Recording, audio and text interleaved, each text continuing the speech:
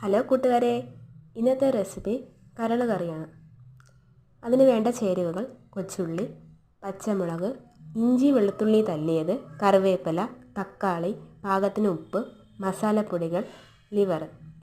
ചൂടായ പാത്രത്തിൽ എണ്ണ ഒഴിച്ച് കടുക്, ഉള്ളി, കറിവേപ്പില, ഇഞ്ചി വെളുത്തുള്ളി തല്ലിയത്, കൊച്ചുള്ളി, പാകത്തിന് ഉപ്പ്,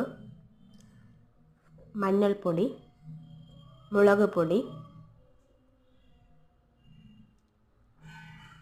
തക്കാളി, പച്ചമുളക്, ഗരം മസാല, കരൾ,